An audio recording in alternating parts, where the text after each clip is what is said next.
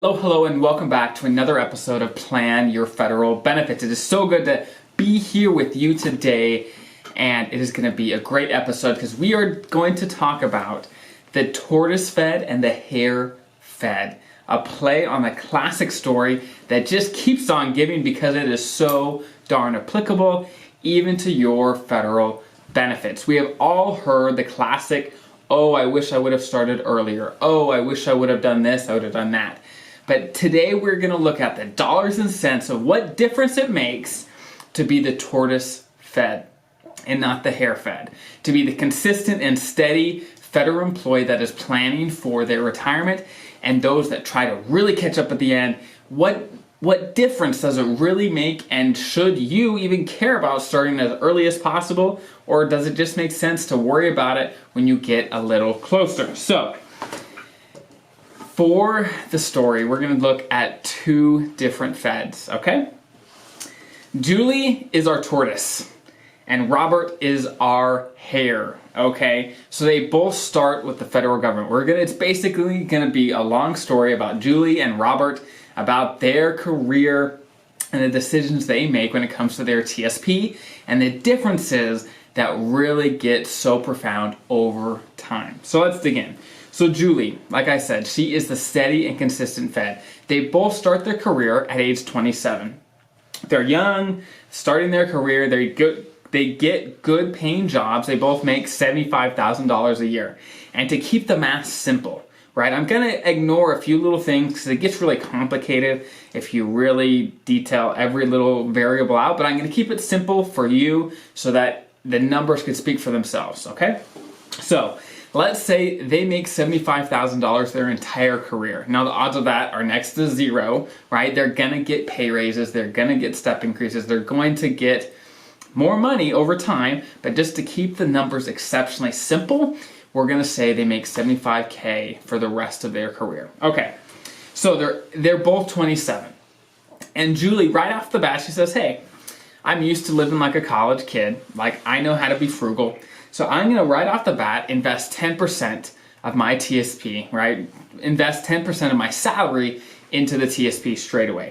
Now I am including the matching contributions that their agencies are also going to put into their TSP. In the numbers, I am putting that into the calculations as well. So now Robert, on the other hand, says, hey, I'm young. Retirement is a long ways away. I'm not going to worry about it for now. I'm going to worry about that when I get a little closer. I'm not going to use the TSP at all. And for just simplicity's sake, let's assume that not a single dollar is going into his TSP. Now, his agency, in reality, would put 1% of his salary automatically into his TSP. But just to keep it simple, let's say zero, right? Okay. So, let's fast forward 10 years. Now, I have the numbers right here to kind of walk you through. And it's kind of confusing just to hear all these numbers and all these things. In the description, in the article I wrote on this, it has it all broken down. There's nice charts. It shows you all the numbers. So check that out if you're not an Audible learner. Then make sure you go check that out so you can see what is actually going on. Okay, so 10 years down the road. Julie wakes up and she says, wow, I have $170,000 in my TSP. I'm assuming about an 8% return for all this, just so you know. About $170,000 in her TSP. She goes to work and she talks to Robert. And Robert's like, wow, I need to use my TSP. I really need to get on that. So he, at that point, at age 37, starts to invest 10% of his salary as well, right? And so let's fast forward another 10 years, right? So Robert now has started, and now he has $170,000 in his TSP. Julie, however, who started, the 10 years previously, now has almost more than $500,000, so $500,000 in her TSP just by investing for 20 years with 10% of her salary, right? So she has about $500,000 in her TSP. They're both 47, right? That's how far they are in their career. They worked 20 years.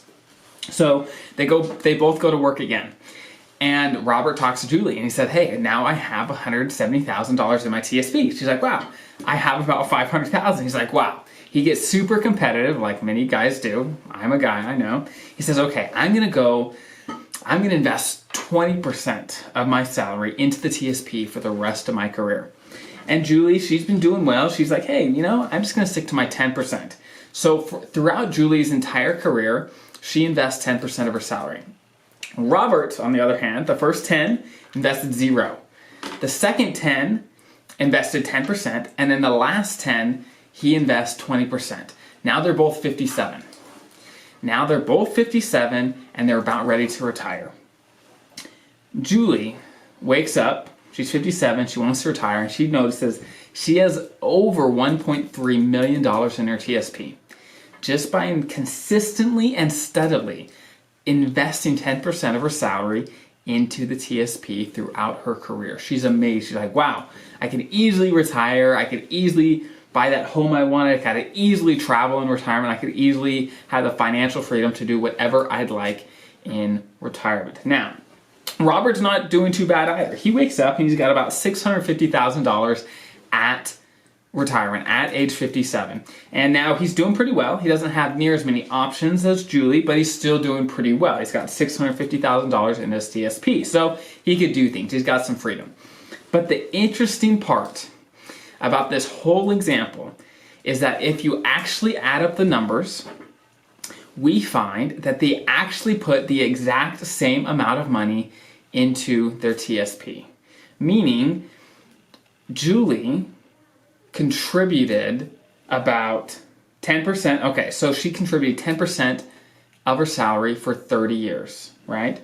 But Robert contributed 0, 10%, and then 20%. So if you add up all the money that they took out of their salaries and put into the TSP, it is the exact same amount. All the details, like I said, are in the article if you want to see the numbers kind of broken out.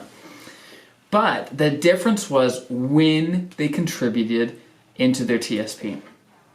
The value of starting so early is that 10% of Julie's salary that she put in at the first 10 years of her career had 30 years to grow.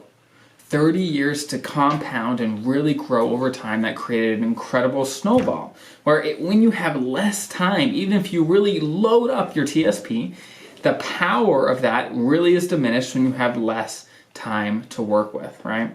So that is dollars and cents, an example, side by side.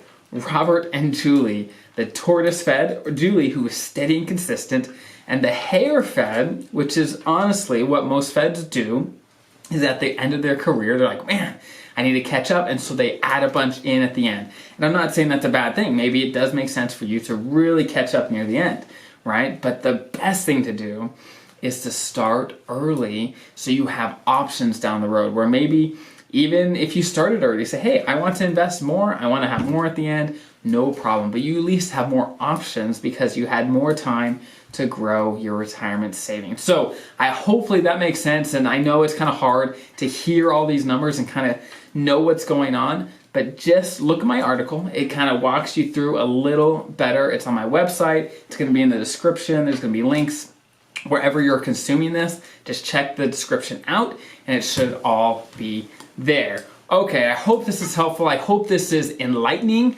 of what a little time and preparation can do for you and your career. And if you are a little late, if you're about to retire, there are still the things that you can do to be better prepared. It may not be, 30 years that you have, but there are still things that you could do to prepare now to have a little more down the road. It's about being prepared, about informing yourself, educating yourself on what opportunities there are so that you are as prepared as you possibly can be. Okay, I hope this is helpful. You guys have a great week, and I'll see you next time.